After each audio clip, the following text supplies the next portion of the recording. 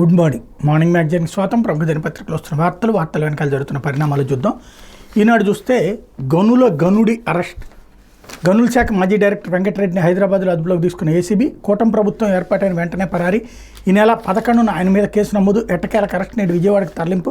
వైకాపా ఇసుక దోపిడీకి వెన్నుదన్నుగా నిలిచినట్టు దర్యాప్తులో గుర్తింపు.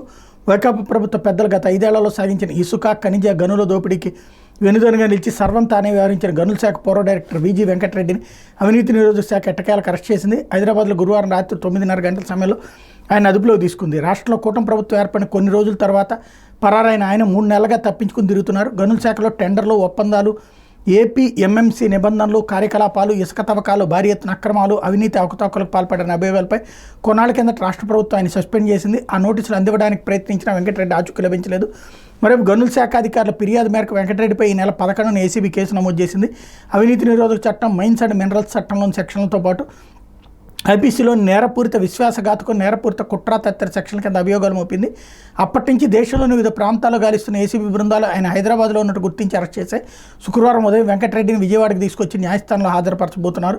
టోటల్ 2566 కోట్ల దోపిడీలో కీలక పాత్ర అన్నటువంటి వార్తని హైలైట్ చేశారు. అయితే జగన్ నుంచి డిక్లరేషన్ కోరనున్న తిరుమల తిరుపతి దేవస్థానం సంతకం చేసిన తర్వాతే దర్శనానికి అనుమతి. చట్ట ప్రకారం వ్యవహరిస్తామంటున్న అధికారులు అంటూ శ్రీవారి దర్శనం కోసం వచ్చి అన్ని మతస్థుల నుంచి డిక్లరేషన్ కోరినట్టే మాజీ సీఎం జగన్ నుంచి తీసుకునేందుకు తిరుమల తిరుపతి దేవస్థానం అధికారులు సిద్ధమవుతున్నారు. ఈ మేరకు ముందుగానే అతిథి గృహం వద్దకు వెళ్లి ఆయనకు డిక్లరేషన్ ఫారాన్ని అందించనున్నారు. ఆయన సంతకం చేస్తే దర్శనానికి అనుమతించనున్నారు. తిరస్కరిస్తే దేవాదాయ శాఖ చట్ట ప్రకారం నడుచుకుంటామని తిరుపతి తిరుపతి దేవస్థానం అధికారులు చెప్తున్నారు అన్నటువంటి వార్తని హైలైట్ చేశారు. ఇకపోతే భారీ పరిశ్రమలకు మూలధన రాయితీ. ఇప్పటి వరకు కియాకు మాత్రమే ఇది వర్తింపు. పొరుగు రాష్ట్రాలతో పోటీపడి పెట్టుబడులు ఆకర్షించేలా ప్రణాళిక. నూతన పారిశ్రామిక విధానంపై సీఎం చంద్రబాబు సమీక్ష. రాష్ట్రానికి పెట్టుబడులతో వచ్చేవారికి మూలధన రాయితీ ఇచ్చేలా కొత్త నిబంధన తీసుకురావాలని ప్రభుత్వం భావిస్తోంది. పొరుగు రాష్ట్రాలతో పోటీపడి పెట్టుబడులను ఆకర్షించడానికి ఇది తప్పనిసరిని యోచిస్తోంది. ఈ మేరకు కొత్త పారిశ్రామిక విధానం ద్వారా కీలక నిర్ణయాన్ని అమల్లోకి తీసుకురానున్నట్టు తెలిసింది. పెట్టుబడుల ఆకర్షణకు లక్ష్యంగా కొత్త పారిశ్రామిక విధానం ఉండాలని సీఎం చంద్రబాబు అధికారులకు సూచించారన్నటువంటి వార్తని హైలైట్ చేశారు. అయితే కృత్రిమ అవయవాలు దివ్యాంగుల చెంతకే. కృత్రిమ అవయవాల కోసం దివ్యాంగులు దరఖాస్తు చేసుకున్న అవి అందడానికి నెలల తరబడి జాప్యం జరుగుతుంటుంది. ఈ జాప్యాన్ని నివారించేందుకు ప్రభుత్వం కీలక నిర్ణయం తీసుకుంది. దివ్యాంగుల వద్దకు వెళ్ళి అక్కడికక్కడే కృత్రిమ అవయవాలను తయారు చేసి ఒక్క రోజులోనే వారికి ఉచితంగా అమర్చేలా కార్యాచరణ రూపొందించి దీనికోసం ప్రత్యేక వాహనం, మొబైల్ ప్రోస్థెటిక్స్ అండ్ ఆర్థోటిక్స్ వ్యాన్ని అందుబాటులోకి తీసుకురాబోతోంది. విశాఖలోని మెట్టెక్ జోన్ నుంచి వాహనాన్ని కొనుగోలు చేయాలని అధికారులు ఇప్పటికే సీఎం చంద్రబాబు ఆదేశించారన్నట్టు వార్తని హైలైట్ చేశారు. అయితే కస్టడీలో రఘురామకు చిత్రహింసలు నిజమే, కొడుతూ వీడియో కాల్లో తమ చీఫ్కు చూపామన్న సిఐడి పోలీసులు. ముసుగేసుకున్న నలుగురితో కలిసి సిఐడి చీఫ్ వచ్చారన్న సెంట్రీ. అందరి నుంచి వాంగ్మూలాలు తీసుకున్న గుంటూరు పోలీసులు. కొలుక్కొచ్చిన దర్యాప్తు అడ్డంగా బుక్ అయిన నాటి సిఐడి చీఫ్ సునీల్ కుమార్ అంటూ వైకాపా ప్రభుత్వంలో మాజీ ఎంపీ, ఉండి నియోజకవర్గ ప్రస్తుత ఎమ్మెల్యే రఘురామకృష్ణరాజును పోలీస్ కస్టడీలో చిత్రహింసలకు గురి చేసిన కేసులో నాటి సిఐడి చీఫ్ సునీల్ కుమార్ అడ్డంగా బుక్ అయ్యారు. ఉన్నతాధికారుల ఆదేశాల మేరకు రఘురామరాజును కొడుతూ వీడియో కాల్లో సిఐడి బాస్కు చూపించామని అప్పట్లో విధులు నిర్వహించిన సిఐ, ఎస్ఐ సిబ్బంది పోలీసులకు వాంగ్మూలం ఇచ్చారు. అయితే కొట్టడం అంటే అలా కాదంటూ కాల్ కట్ చేసి ఆయన తన సిబ్బందితో నేరుగా రఘురామన్ నిర్బంధించిన గదిలోకి వచ్చి దగ్గరుండి కొట్టించారని వారు తెలిపారు. దీనికి సంబంధించి గుంటూరు పోలీసులు పక్కాగా సాక్ష్యాధారాలు సేకరించారు. CID chief cell phone location కూడా తీసుకున్నారు. కేసు దర్యాప్తును కొలిక్కి తెచ్చారన్నటువంటి వార్తని హైలైట్ చేశారు. ఇది సంచలనాత్మకమైనటువంటిదే. ఆ రోజున జగన్కి చూపించారు అని రఘురామకృష్ణరాజు అనుకుంటే కాదు, ఇక్కడ సిఐడి చీఫ్కి చూపించారన్నటువంటి విషయం ఐడెంటిఫై అయింది. సిఐడి చీఫే స్వయంగా కొట్టారు అన్నటువంటి కాన్సెప్ట్ ఇది రేపొద్దున చాలా కీలకమైనటువంటి అంశం కాబోతుంది. ఇకపోతే జనసేనలోకి వైకాపా కీలక నేతలు అంటూ మాజీ మంత్రి బాలినేని, మాజీ ఎమ్మెల్యేలు ఉదయభాను, రోసయ్య చేరిక. విజయనగరం నుంచి మరికొందరు. పార్టీ కండువాలు కప్పి ఆహ్వానించిన పవన్ కళ్యాణ్ అన్నటువంటి వార్తని హైలైట్ చేశారు. ఇకపోతే వాతావరణ అంచనాల్లో పరిశోధనలే కీలకం.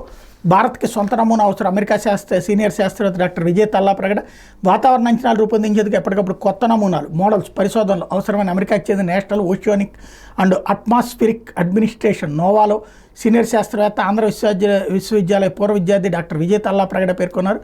ప్రపంచంలో 5వ పెద్ద ఆర్థిక వ్యవస్థ అయిన భారత్ సొంత నమూనా రూపొందించుకోవాల్సిన అవసరం ఉందని అభిప్రాయపడ్డారు. ఇటీవల విశాఖ వచ్చిన ఆయన ఈనాడుతో మాట్లాడినటువంటి అంశాలను ఇక్కడ హైలైట్ చేశారు. ఇకపోతే ధర్మద్రోహం బాబుదే అంటూ పవిత్రతను కాపాడింది వైఎస్ఆర్ జగన్లే. తిరుమలలో 1000 కాళ్ళ మండపం, విజయవాడలో 30 ఆలయాలను కూల్చేసిన చంద్రబాబు. దోపదీప నైవేద్యాల కింద 5338 ఆలయాలకు వైఎస్ జగన్ సాయం. చంద్రబాబు కూల్చేసిన 30 ఆలయాల పునర్నిర్మాణం.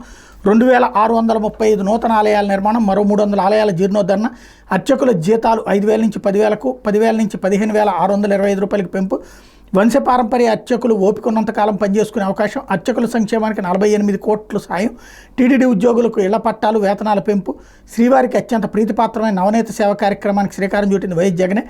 అమరావతి, విశాఖ, భువనేశ్వర్, కాశ్మీర్, చెన్నైతో పాటు అమెరికాలో సైతం శ్రీవారి ఆలయాల నిర్మాణానికి శ్రీకారం, మఠాధిపతులు, ఆగం పండితులతో ధార్మిక పరిషత్ ఏర్పాటు, తిరుమలలో పలు కార్యక్రమాలకు వైఎస్ఆర్ జగన్ హయాంలోని శ్రీకారం అన్నటువంటి వార్తని హైలైట్ చేశారు. లేకపోతే వాడని నెయ్యి, తయారు కాని లడ్డు, జరగని తప్పుపై పచ్చగోల అంటూ కల్తీ నెయ్యిని వాడనే లేదని స్వయంగా టీటీడీ ఈవోనే చెప్పారు. ఆ 4 ట్యాంకర్లు వెనక్కి పంపించామన్నారు. ఆ నెయ్యే వాడనప్పుడు ఎక్కడ అపచారం జరిగినట్టు అన్నటువంటి వార్తని హైలైట్ చేశారు. లేకపోతే 5 ఏళ్లలో 20 లక్షల ఉద్యోగాలు ఇస్తాం, ఉద్యోగ ఉపాధి క్రీడా రంగాల సమీక్షలో సీఎం చంద్రబాబు, పారిశ్రామిక అవసరాలు తీర్చేలా నైపుణ్య శిక్షణ ఇవ్వాలంటూ పాతపాట, బాధ్యత అంతా అధికారులది అన్నట్టు దిశానిర్దేశం అన్నటువంటి వార్తని హైలైట్ చేశారు. లేకపోతే నేడు తిరుమలకు వైఎస్ జగన్, రేపు శ్రీవారిని దర్శించుకున్న వైఎస్ఆర్సీపీ అధ్యక్షుడు, వైఎస్ఆర్ కాంగ్రెస్ పార్టీ అధ్యక్షుడు మాజీ సీఎం వైఎస్ జగన్మోహన్ రెడ్డి శనివారం తిరుమల శ్రీ వెంకటేశ్వర స్వామిని దర్శించుకోనున్నారు. ఇందుకోసం ఆయన శుక్రవారం రాత్రికి తిరుమల చేరుకుంటారు. వైఎస్ జగన్ శుక్రవారం సాయంత్రం 4 గంటలకు గన్నవరం ఎయిర్పోర్ట్ నుంచి బయలుదేరి రేణిగుంట చేరుకుంటారు. అక్కడి నుంచి బయలుదేరి రాత్రి 7 గంటలకు తిరుమల చేరుకుని అక్కడే బస చేస్తారు. శనివారం ఉదయం 10-20 గంటల గెస్ట్ హౌస్ నుంచి బయలుదేరి శ్రీ వెంకటేశ్వర స్వామి వారిని దర్శించుకుంటారు. అనంతరం తిరుమల నుంచి తిరుగు ప్రయాణం అవుతారన్నటువంటి వార్తని హైలైట్ చేశారు. ఇకపోతే ప్రభుత్వ మద్యం షాపులు రద్దు, రిటైల్ లెక్కర్ షాపులకు అనుమతి, ఆర్డినెన్స్ జారీ చేసిన రాష్ట్ర ప్రభుత్వం. రాష్ట్రంలో ప్రభుత్వ మద్య దుకాణాలు రద్దు చేస్తూ రిటైల్ లెక్కర్ షాపులను అనుమతిస్తూ రాష్ట్ర ప్రభుత్వం 2 వేర్వేరు ఆర్డినెన్సులు జారీ చేసింది. ఈ మేరకు ప్రొహిబిషన్ ఎక్సైజ్ చట్టాలకు సవరణలు చేసింది. 2 ఆర్డినెన్సులను గెజిట్లో ప్రచురిస్తూ న్యాయశాఖ ఇన్ఛార్జి కార్యదర్శి వి సునీత గురువారం ఉత్తర్వులు జారీ చేశారు. ఈ ఆర్డినెన్సుల ప్రకారం వచ్చే నెల 1 నుంచి కొత్త విధానం అమలుకు వస్తుంది అన్నటువంటి వార్తని హైలైట్ చేశారు. లేకపోతే ప్రభుత్వ ఉద్యోగులపై సర్కారు కత్తి అంటూ రాష్ట్ర సచివాలయ ఉద్యోగుల సంఘం గుర్తింపు రద్దుకు రంగం సిద్ధం. ముఖ్యమంత్రి కార్యాలయానికి చేరిన ఫైల్, IRDA మెరుగైన పెన్షన్ విధానం తెస్తామని ఎన్నికల ముందు హామీ, వీటిలో ఒక్కటే అమలు చేయకుండా ఉద్యోగ సంఘాల అణచివేతకు యత్నాలు, సర్కార్ తీర్పై మండిపడుతున్న ఉద్యోగులు అంటూ ప్రభుత్వ ఉద్యోగులకు ఎన్నికల ముందు ఇచ్చిన హామీలు నెరవేర్చేందుకు చర్యలు చేపట్టాల్సిన చంద్రబాబు సర్కార్ ఆ పని చేయకపోగా తిరిగి వారిపైన కత్తి దూస్తోంది. ఇప్పటికే రాష్ట్ర సచివాలయ ఉద్యోగులపై కక్ష సాధింపు చర్యలు చేపట్టింది. ఈ క్రమంలో రాష్ట్ర సచివాలయ సెక్రటేరియట్ ఉద్యోగుల సంఘం గుర్తింపు రద్దుకు రంగం సిద్ధం చేసింది. సంబంధిత ఫైలు ముఖ్యమంత్రి కార్యాలయానికి ఇప్పటికే చేరింది. ఉద్యోగులకు మధ్యంతర వృత్తితో పాటు క్రమం తప్పకుండా డిఏ ఇస్తామని, సిపిఎస్ స్థానంలో మెరుగైన పెన్షన్ విధానం తెస్తామని ఎన్నికల ముందు చంద్రబాబు హామీ ఇచ్చారు. తీరా అధికారం చేపట్టాక వాటిలో ఏ ఒక్కటి అమలు చేయకపోగా ఆ విషయంపై ఎవరూ ప్రశ్నించకూడదనే ఉద్దేశంతో ఉద్యోగ సంఘాలను అణచివేసే ప్రయత్నాలు చంద్రబాబు ప్రభుత్వం ప్రారంభించింది. అందులో భాగంగానే ఆంధ్రప్రదేశ్ సచివాలయ సంఘాన్ని లక్ష్యంగా చేసుకుని ఆ సంఘం గుర్తింపు రద్దు చేయడానికి ప్రయత్నాలు ప్రారంభించింది అన్నట్టు వార్తని హైలైట్ చేశారు. ఇకపోతే ఆంధ్రజ్యోతి చూస్తే జగన్ గో బ్యాక్ అంటూ తిరుమల పర్యటనపై జనాగ్రహం, రెచ్చగొట్టద్దు, బాధ పెట్టద్దు, హిందూ సంఘాల హెచ్చరిక, జగన్ అడ్డుకుంటామని ప్రకటన, మా శరీరాలపై నుంచే తిరుమలకు వెళ్ళాలి, శాంతి భద్రతల సమస్య వస్తే బాధ్యత మీదే, జగన్ హెచ్చరించిన పలువురు స్వామీజీలు, తిరుపతిలో 30 పోలీస్ యాక్ట్ విధింపు, డిక్లరేషన్ ఇస్తే తప్పేంటి అంటూ జగన్పై పెరుగుతున్న ఒత్తిడి, ఆలయ నిబంధనలపైన భేషజాలైన, సీఎంగా ఉన్నప్పుడు బేఖాతరు, లడ్డూ వివాదంతో పోటీ పర్యటన, నేడు తిరుమలకు జగన్, రేపు దర్శనం అన్నటువంటి వార్తని హైలైట్ చేశారు.